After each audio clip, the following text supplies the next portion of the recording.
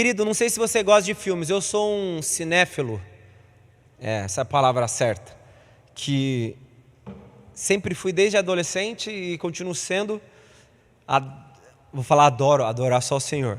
Amo assistir filmes, amo assistir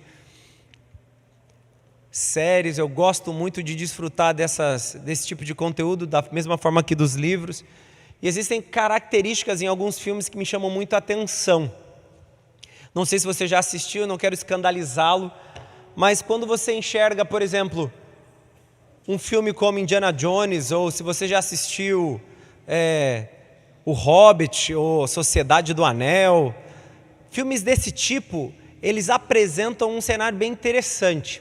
São pessoas que foram talvez influenciadas por uma mitologia ou por uma história, e que, acreditando profundamente naquela mitologia ou naquela história, se dispõem a enfrentar os maiores e mais complicados obstáculos a fim de encontrar ou realizar determinada coisa.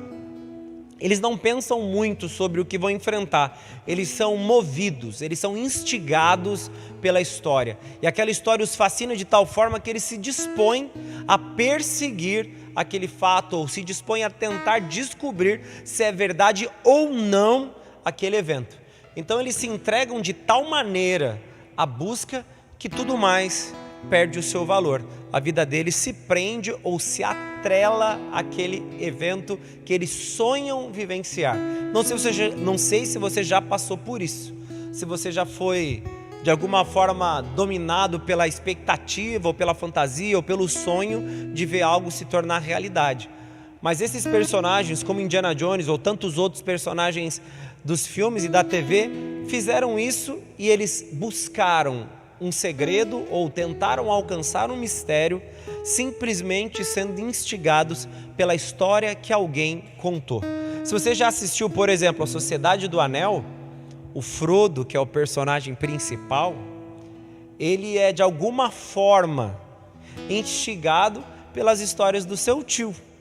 E ele fica todo esperançoso, ele fica todo animado para viver as coisas que vão acontecer para além do condado que ele vivia, além do grupinho lá de Hobbit que ele fazia parte. Ele sonhava em viver o mundo e sonhava em ver essas coisas se tornarem reais, apesar de não ter tanta coragem porque eles eram impedidos de viver isso, mas ficava lá a fantasia. E quando a oportunidade acontece, ele caminha em direção a esse horizonte ou essa realidade que lhe espera, e ali ele desfruta das mais grandiosas aventuras. E aí, se você lê o livro ou assistiu o filme, você sabe do que eu estou falando e é bem legal.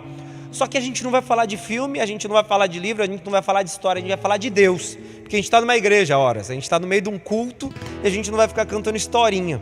O fato é que, da mesma forma que a gente vê esses indivíduos animados em buscar coisas além, muito além dos seus pensamentos, o homem e a mulher de Deus deveria ser instigado a viver o mesmo grau de entrega e a mesma intensidade de busca. Os seus corações deveriam arder com o anseio de se encontrar com o Senhor, pensando e considerando que todas as outras coisas não têm valor, todas as outras coisas não são tão importantes, todas as outras coisas não podem ser comparadas ao privilégio do encontro com o Pai, ou o privilégio do encontro com o Senhor. E aí eu pergunto, se você fosse o tal personagem do filme, e o tesouro que você busca é a presença de Deus, você estaria disposto a deixar tudo para trás?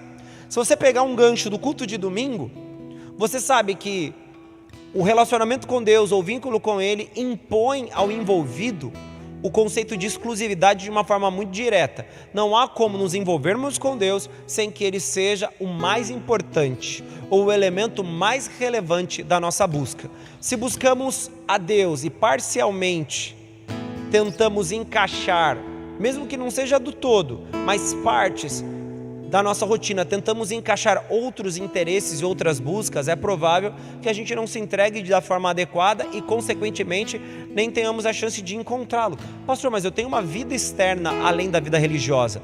Aí que você se engana. Jesus, Deus, o Espírito Santo não é uma religião. Jesus, Deus e o Espírito Santo é um relacionamento real, profundo e particular.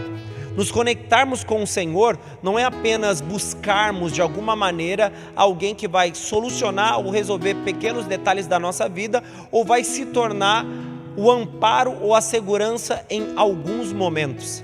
A nossa relação de busca com Deus, ela tem outra perspectiva e ela tem que ter dentro da nossa mente essa verdade bem presente. Buscar a Deus nos obriga a abandonar tudo e vê-lo presente no nosso casamento, no nosso emprego, nas nossas atividades de lazer, em qualquer outro setor da nossa vida. Deus não se ausenta. Na verdade, quando você escolhe buscar o Senhor de maneira profunda, você o leva para dentro de todas essas atividades ou de todas essas experiências. E o que fica é uma pergunta: se no filme dá certo, se no livro dá certo, e se na Bíblia dá certo, por que na nossa vida não está acontecendo isso? Por que de fato a nossa relação com Deus não provoca esse desejo incontrolável ou de alguma maneira se move dentro de nós um anseio ou um interesse, uma vontade de buscá-lo ao ponto de torná-lo o centro de todas as coisas? A resposta é fácil. Isso acontece porque acreditamos que a nossa existência se limita a esse mundo. O conceito racionalista, onde o relacionamento com Deus é apenas processado pela nossa mente, rouba de nós o desejo da experiência com Deus. Característica muito comum no movimento pentecostal. O pentecostalismo tem o seu fundamento doutrinário muito claro que a palavra tem a sua teologia, contudo ele valoriza a experiência pessoal com Deus. Não que a experiência se sobreponha à teologia ou os fundamentos bíblicos, mas torna real cada afirmação presente nas Escrituras. Para o bom pentecostal, não adianta falar que existe o Espírito Santo sem que a gente não tenha uma experiência profunda. Para o bom pentecostal, não adianta falar que Deus é um Deus de provisão se a gente nunca foi de alguma forma beneficiado ou ajudado pelo Senhor com essa provisão. Não adianta falar que o Senhor é um Deus de cura se a gente não teve a experiência de ser curado e nem de curar alguém. É interessante que a teologia pentecostal incentiva o indivíduo a ir além do conhecimento teórico e o move diretamente a uma ação prática. E aí você entende que dentro do nosso universo bola de neve, a gente tem esse conceito muito claro. O Evangelho não é mais filosofia, não é mais uma teoria ou um pensamento. O Evangelho é prático, ele se torna rema, palavra viva, e por consequência disso se torna algo que vai além do discurso. Ele tem que estar presente. E aí mora talvez o grande detalhe.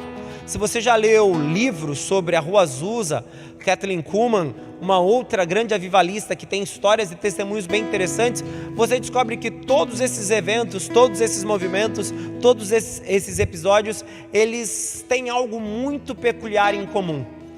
Eles não apenas foram expressões teóricas ou apresentações teóricas, como eles também foram experiências práticas, palpáveis e testemunhais, ou seja, era visível aquilo que Deus estava fazendo. E aí novamente eu te pergunto, como você tem buscado a Deus? A sua experiência com o Senhor se priva de uma relação prática e genuína e se limita apenas ao acúmulo de informação e de teoria?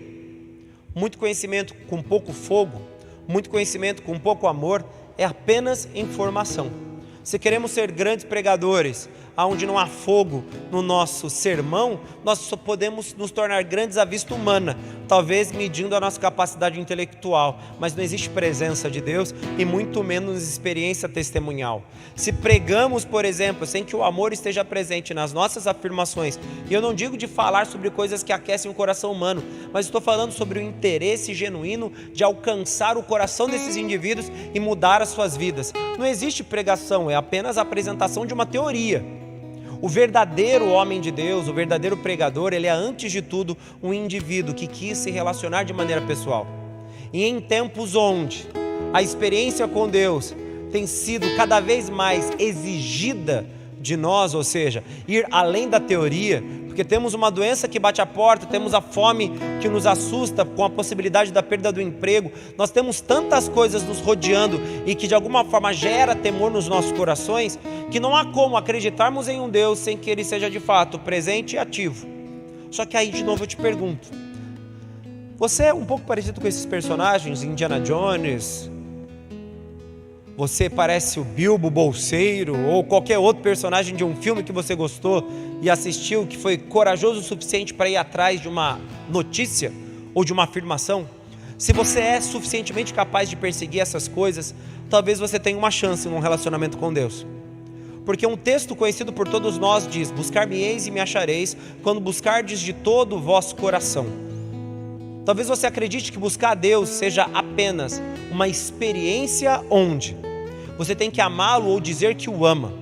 Na verdade, a experiência com Deus vai muito além e é muito diferente disso. Buscar a Deus diz mais respeito do que estamos dispostos a fazer por Ele, para que esse relacionamento seja real, do que simplesmente falarmos que o nosso relacionamento com Deus se baseia no afeto que temos por Ele, ou de alguma forma a devoção emocional que entregamos ao Pai. Deus não quer devotos emocionais. Ele quer pessoas que o amem de tal forma que estão dispostos a sacrificar nesse mundo para que um relacionamento com Ele aconteça. O secreto te pede isso. E se você deseja dar um passo em direção a esse ambiente onde a glória de Deus está, é necessário que você tenha a coragem de escolher entre você e Deus. E a partir dessa escolha, viver algo sobrenatural.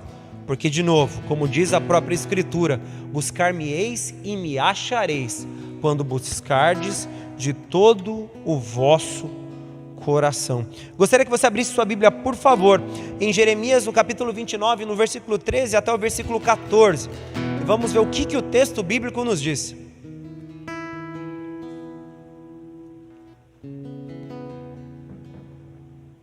Jeremias capítulo 29, no versículo 13 até o versículo 14, diz o seguinte: e buscar-me-eis e me achareis, quando me buscardes com todo o vosso coração, e serei achado de vós, diz o Senhor, e farei voltar os cativos, e congregar-vos-ei de todas as nações, e de todos os lugares para onde vos lancei, diz o Senhor, e tornarei a trazer-vos ao lugar de onde vos transportei. Essa é uma profecia quanto à diáspora que aconteceu no povo hebreu judeu. Não sei se você conhece um pouco da história judaica, mas esse é um elemento muito importante. Os judeus foram espalhados pelo mundo e diz a profecia bíblica que eles seriam novamente juntados e se encontrariam em Jerusalém. A cidade santa seria de novo casa de todos os judeus espalhados. Contudo, o conceito de buscar ao Senhor de todo o coração e encontrá-lo não é uma profecia ou apenas um privilégio judaico, é de todos aqueles que o buscar de todo o vosso coração. Por quê? A Bíblia também afirma que o Senhor não rejeita um coração quebrantado. O ponto principal é esse: buscamos a Deus de forma completa e total por termos um coração quebrantado. E o coração quebrantado é basicamente o sinônimo de um indivíduo que reconhece a sua pequenez, as suas necessidades e busca no Senhor o seu estado completo. Deus é a fonte inesgotável e é nele que devemos encontrar e buscar todas as coisas. É preciso um quê de louco ou talvez pitadas de insensatez, mas todos nós precisamos buscar ao Senhor de todo o nosso coração. E o ponto é: existe espaço no teu coração para uma busca genuína? Existe um espaço na tua rotina para que o lugar secreto se torne acessível? Deus é de fato o elemento mais importante da tua vida, ou é apenas um conceito, uma ideia ou uma oportunidade de tornar a sua vida um pouco mais fácil? Pensa nisso, mesmo que seja rapidamente, porque poucos daqueles que de fato têm buscado o encontram por conta de uma condição simples. Buscamos pelo lábio, contudo os nossos corações estão muito distantes. Se confessarmos amar a Deus, se confessarmos adorarmos a Deus, se confessarmos sermos de Deus, apenas como uma expressão verbal das nossas bocas, nós não experimentaremos nada e nem vivenciaremos nada com Ele. A decisão de nos conectarmos com o Senhor tem que ser muito além de um confessar dos lábios, tem que ser uma experiência profunda de todo o nosso coração, ou produto de todo o nosso coração, como uma intenção clara de que o Senhor é o centro de todas as coisas. Muitas pessoas podem confessar a Deus com as suas bocas, muitas pessoas podem até dizer que o amam, mas poucos estão prontos para buscá-lo com todo o coração, porque todas as vezes que escolhermos buscar ao Senhor com todo o nosso coração, seremos obrigados a abandonarmos as nossas próprias vidas para que uma vida com Ele de fato seja alcançável ou possível, Deus ele nunca dividirá o espaço exclusivo que Ele estabeleceu em nós com qualquer outro Deus ou até mesmo com você. Deus ele quer ser exclusivo. Amém ou não, querido? Se você pudesse, aplauda o Senhor na tua casa, no nome de Jesus, e dá glória a Deus.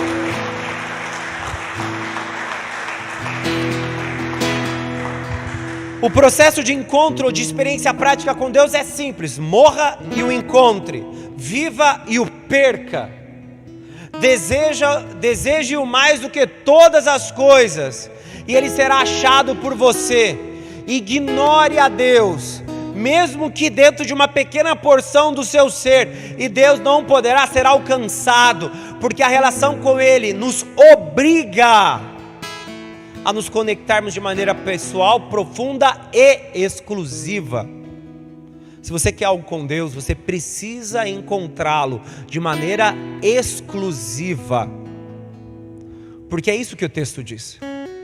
A sua necessidade não pode ser maior, os seus anseios não podem ser maiores, os seus desejos não podem ser maiores, os seus pensamentos não podem ser maiores, as suas necessidades, o seu frio, o seu medo, a sua solidão, a sua tristeza, qualquer elemento que te compõe ou qualquer elemento que te falte, não pode ser a razão principal do teu relacionamento com Ele, porque até nisso Deus não permite dividir a sua glória. Ele não pode ser apenas o produto ou o local onde teremos necessidades satisfeitas. Ele quer ser a própria necessidade. Ele quer ser aquilo que nosso coração deseja. Ele deseja ser encontrado por indivíduos que o consideram o elemento ou a coisa mais importante do mundo. E quando nós o reconhecemos como a coisa mais importante do mundo, acontece Mateus 16, 25 nas nossas vidas.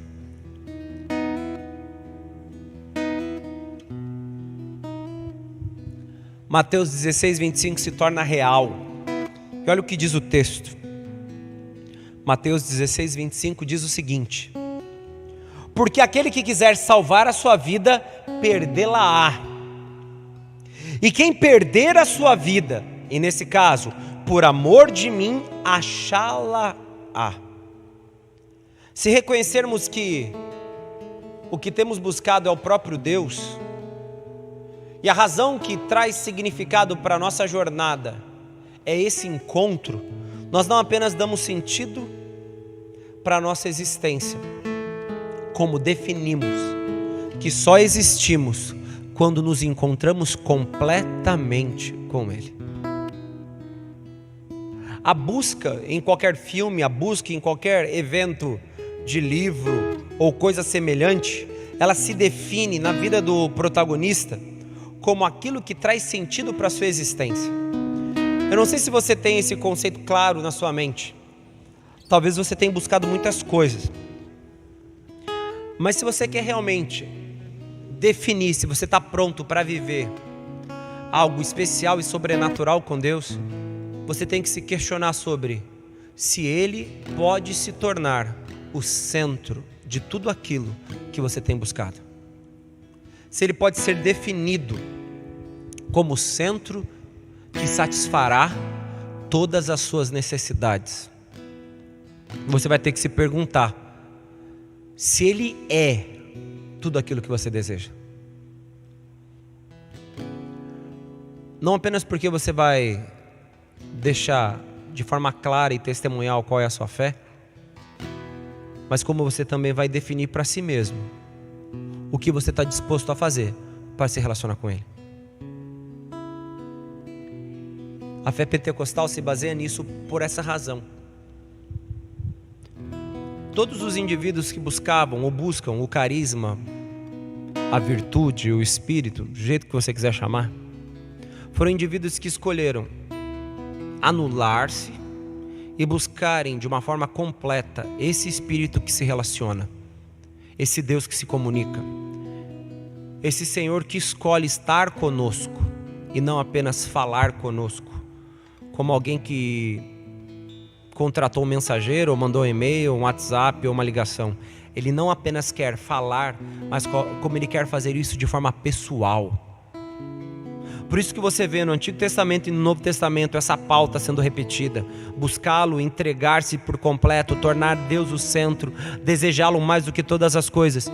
Isso define como Deus gosta que as coisas aconteçam. Ele não quer que a gente apenas se relacione ou saiba que Ele existe, ou de alguma forma ouça histórias sobre o nome dEle. Ele quer que a gente se mova do lugar onde nós estamos na direção dEle, falando que tudo aquilo que a gente deixa para trás não importa, sendo a única coisa importante o próprio Deus. E aí eu te pergunto, você entendeu isso?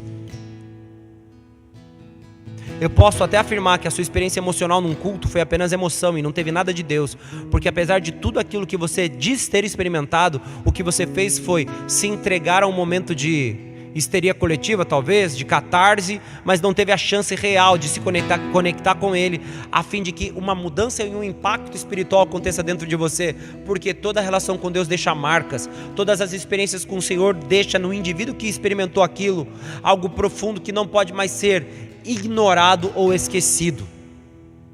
Experiências reais com Deus provam isso. E qual é a nossa? Buscamos de todo o coração? Deveríamos. O amamos mais do que as nossas próprias vidas? Se espera. Mas será que somos capazes de enxergar e encarar a nossa relação com o Pai exatamente assim? Ou simplesmente disfarçamos essa relação? Entrega tudo.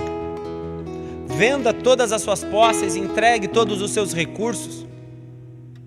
Invista tudo isso em uma jornada, em uma aventura, em busca desse Deus no final da história. Olha para a tua vida, olha para os teus sonhos, olha para as tuas possibilidades. Olha para o dinheiro que você já acumulou ou olhe para o dinheiro que você já perdeu. Junte tudo e entregue ao passado, a fim de que você possa viver no futuro uma experiência genuína. Você precisa decidir isso. Buscá-lo não pode ser apenas a ideia, buscá-lo tem que ser o centro dos nossos desejos. Buscá-lo não pode ser apenas um momento, buscá-lo tem que ser a coisa mais importante que fazemos todos os dias. Buscá-lo é a única coisa que importa. Buscá-lo é aquilo que o meu e o teu coração deveria desejar incontrolavelmente. E aí eu te pergunto, você deseja tanto assim? Você o quer tanto assim? Você necessita dele tanto assim? Você consegue compreender que ele tem que se tornar a coisa mais importante da tua vida? Pastor, e a fome que eu tenho hoje? A fome que você tem hoje, a doença que você tem hoje, a tristeza que você tem hoje, a solidão que você tem hoje, o abandono que você tem hoje, o fracasso que você tem hoje, a decepção, a frustração. Junta tudo isso, nada disso importa. Nada disso tem valor, nada disso é significativo, nada disso é relevante. O elemento mais importante da tua história é Deus. O Senhor, Ele tem que ser buscado, desejado e principalmente encontrado. Porque no primeiro texto ele diz que ele seria achado daquele que o buscasse de todo o coração. Nossa relação com o Senhor e a própria busca vai se definir a partir daí. Eu o desejo? Sim. Então eu buscarei como? De todo o meu coração. E se eu busco de todo o meu coração, o que acontecerá comigo? Eu o encontrarei no fim da jornada. Deus, Ele não se esconderá de você, na verdade Ele irá se apresentar para que você possa encontrá-lo, e ao encontrá-lo você possa desfrutar de toda a sua glória, de todo o seu poder, de toda a sua presença, de toda a sua virtude, de todas as suas maravilhas, de todo o seu recurso. Você saberá quem Ele é, você ouvirá sobre quem Ele é, você verá quem Ele é, você andará com Ele, você desfrutará de tudo o que Ele tem. Mas você precisa entender de uma vez por todas, só será possível se você tiver coragem de abandonar tudo e ir até Ele, caminhar na sua direção, desejá-lo com todo o seu fôlego. Cristãos velhos que já andaram 10, 15, 20 anos, acreditam que já andaram o suficiente, e se não tiveram uma experiência tão impactante, talvez essa entrega de 10 anos tenha exigido mais. Você está enganado se você pensa assim. Uma vida inteira não é suficiente. Se a ideia é conhecê-lo de maneira completa, buscá-lo de maneira total, todos os anos e décadas que você gasta na presença dele são insignificantes diante do tamanho e da dimensão da tua glória. Ah, pastor, eu já aprendi demais, eu estou um pouco casca grossa. Não é tão fácil assim me animar, me perdoe. Se Deus não é suficiente para você, então entrega tudo, vai, viva a sua vida. Deus ele não vai se tornar relevante porque você continua indo a uma igreja, ouvindo a essa igreja. Deus ele vai se tornar relevante na tua vida porque o teu coração o deseja, porque o seu coração queima de anseio em conhecê-lo. Pastor, eu não sei se continuo porque eu não alcancei tudo o que eu sonhava. O meu sonho é ele. Enquanto eu não tivê-lo não encontrá-lo e tê-lo de forma total, eu ainda terei razões de caminhar, porque ele é o objetivo central da minha jornada. Eu não caminho para ter uma igreja, eu não caminho para ser um pastor, eu não caminho para ter uma esposa ou ter filhos.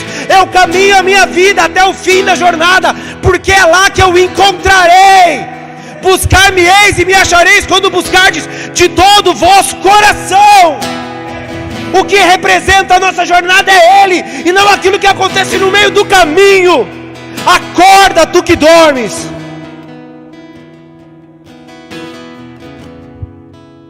Toma cuidado de não se entregar de tal forma ao ponto de você talvez se decepcionar, se entrega com tudo, porque você nunca estará servindo a alguém, você estará servindo ao próprio Deus. E as relações fracassadas que você estabelece com as pessoas ao seu redor são os mecanismos de Deus para te aprimorar e te lapidar.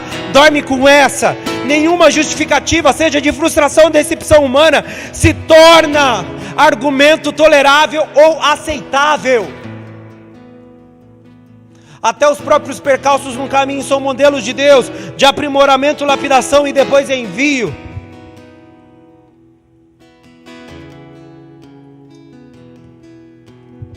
E não se esqueça nunca, Deus prova.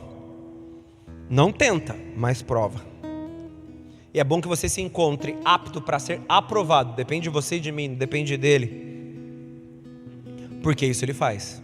Ele prova, não deseja reprovar ninguém. Não é um anseio e nem a intenção do coração de Deus. Mas pode ser um efeito colateral por conta do seu conceito de busca. 2 Timóteo capítulo 2, no versículo 4, diz o seguinte, extremamente famoso, eu gosto de repeti-lo todas as vezes que eu posso.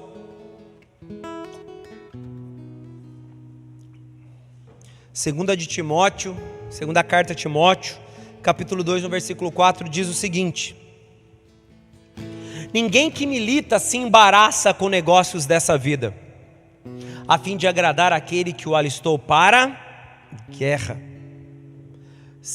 Levítico capítulo 11, versículo 44 até o versículo 45. Olha o que diz o texto. Levítico 11, 44 ao 45.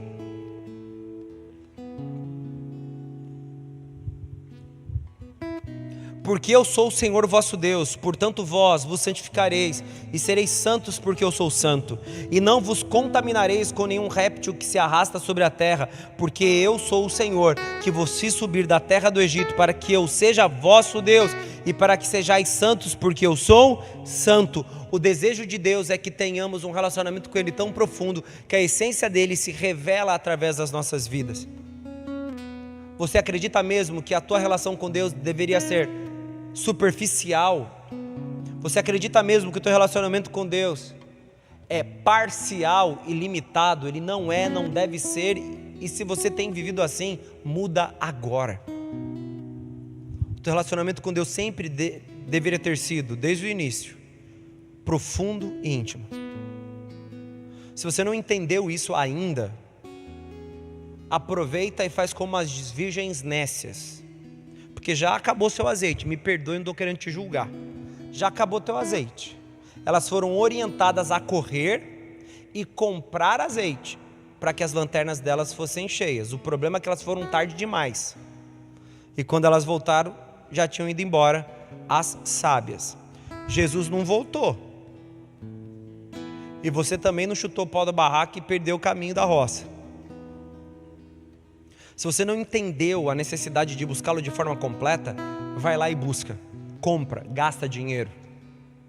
Pastor, mas já vem dinheiro, esquece, você sabe muito bem que eu não estou falando de recurso monetário nosso. Paga o que é necessário, gasta o que é necessário, entrega o que é necessário, para que você possa receber da parte do Senhor e novamente encher a sua botija de azeite, para que você esteja pronto para se encontrar com Ele. Porque as nécias foram nécias porque gastaram demais, não porque elas não tinham azeite. Talvez seja o seu caso. Busquei durante 10 anos, já estou há 15 anos aqui, pastor, já estou há 13 anos aqui, já estou há 14 anos como cristão. Ok, lindo, ótimo. O que esses anos falam sobre a tua vida com Deus? Falam muito, eu tenho muito testemunho. Ótimo. Agora me fala, o que esses anos falam sobre a eternidade? Nada. E se esses poucos anos não falam sobre a eternidade, quer dizer que você não pode se escorar ou se apoiar naquilo que você já viveu. Você tem que se apoiar naquilo que você está vivendo. E se hoje a sua lanterna está vazia, entenda, Ele pode vir e você não irá com Ele. Você não vai estar pronto para o toque da trombeta e nem para o chamado eterno, simplesmente porque você não encheu a sua lanterna do óleo necessário para viver algo profundo com o Senhor.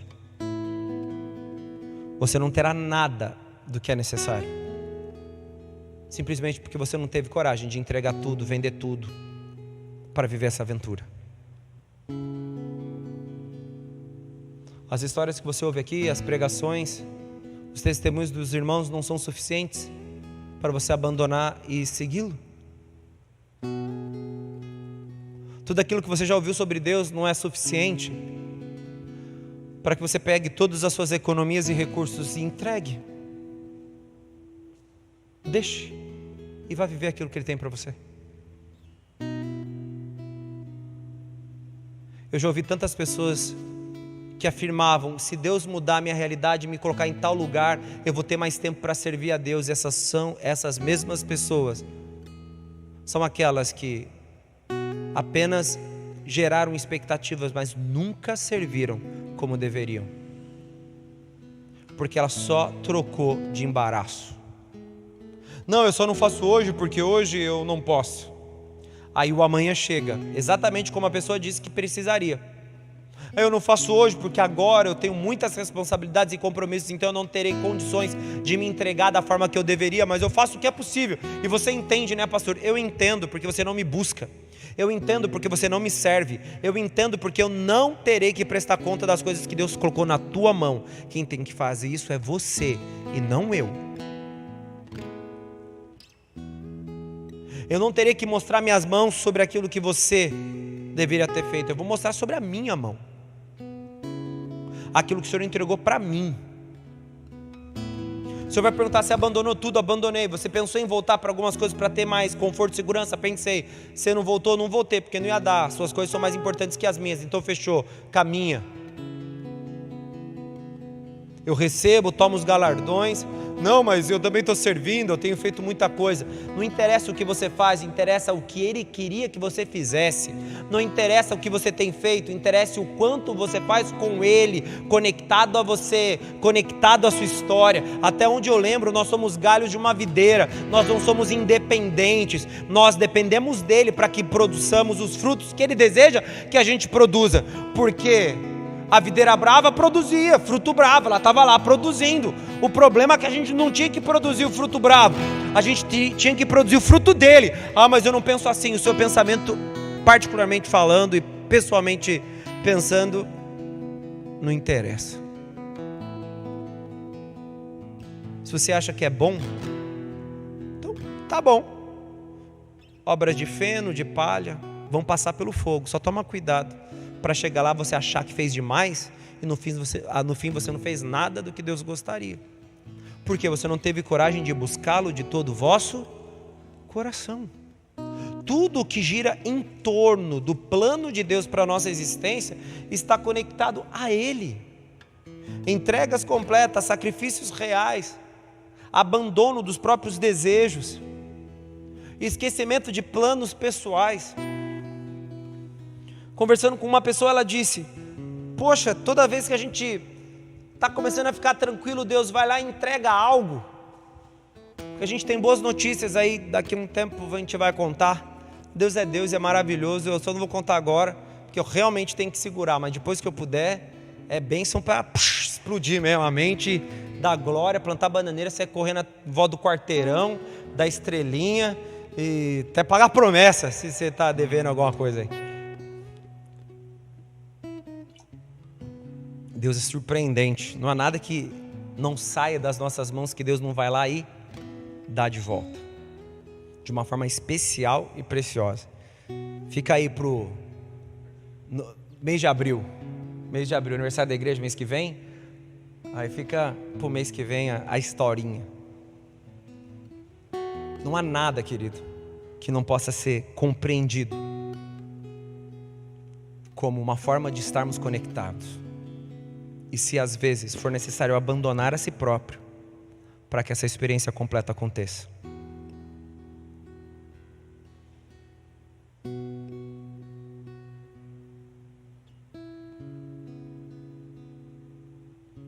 Segundo Samuel, capítulo 6, versículo 6 até o 9. Abra a tua Bíblia, por favor. Não sei se você já ouviu sobre o transporte da arca.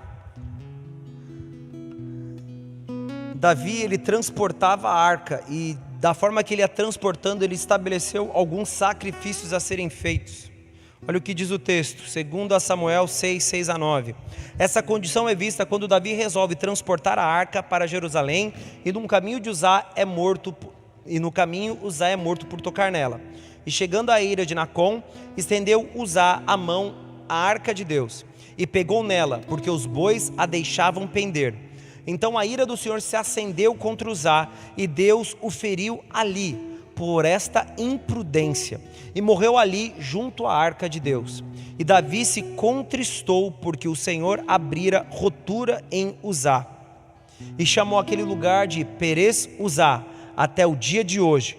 E temeu Davi ao Senhor naquele dia e disse: como virá a mim a arca do Senhor? Como é que a arca do Senhor vai poder ser levada?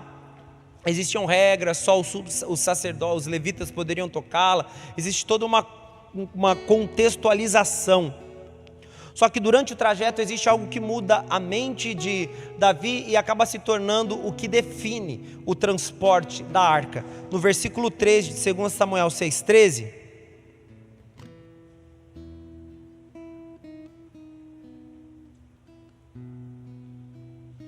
Segunda Samuel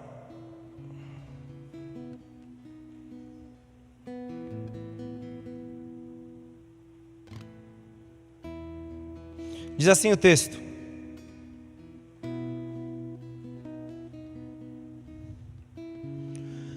quando carregavam a arca do Senhor, davam 6 passos, eles sacrificavam um boi e um novilho gordo. Todas as vezes que eles se moviam em direção ao retorno da arca para Jerusalém, o que eles faziam? 6 passos, mata o novilho.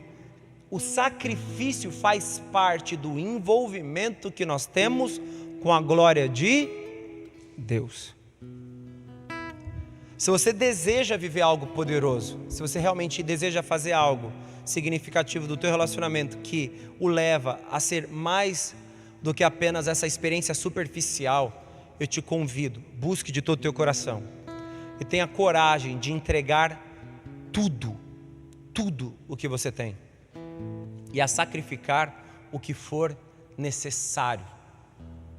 Nós estamos em um tempo onde a gente vai poder enxergar quem é de quem não é. Não creio que a gente já está na colheita do trigo, mas cada vez se torna mais próximo esse dia e já começamos a perceber um detalhe: os frutos do trigo são bem diferentes. O trigo produz algo, e o fruto que ele produz o define. E o fruto do trigo, no nosso caso, é produto daquilo que a gente teve coragem de sacrificar ao Senhor, daquilo que a gente teve coragem de entregar, daquilo que a gente teve coragem de oferecer, e ele vai produzir. O joio não produz o mesmo fruto. O joio é distinto, apesar de toda a semelhança, ele não produz o mesmo fruto. O que define joio e trigo é o fruto, e o fruto convida o agricultor para o tempo da colheita. A igreja vai produzir os seus frutos como corpo universal, místico, invisível, atemporal. E esse vai ser o convite para o agricultor vir separar joio do trigo.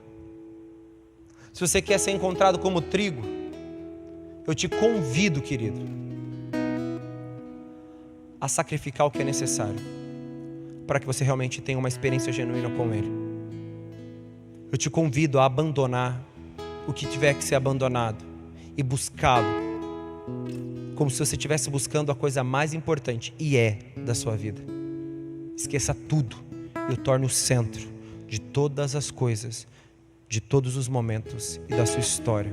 E não se confunda, não há como fazer adequações, ou é tudo ou é nada. Com o Senhor nunca nos relacionaremos pela metade. Se você crê nisso, hoje é um dia de entrega, hoje é um dia de oferta, hoje é um dia de sacrifício. E eu te convido no nome de Jesus aí na sua casa a se entregar para o Senhor. Eu te convido aí na tua casa a dobrar os seus joelhos, a reclinar a sua cabeça, a escolher um tempo de particularidade, de exclusividade com Deus e provar daquilo que só Ele é capaz de te oferecer.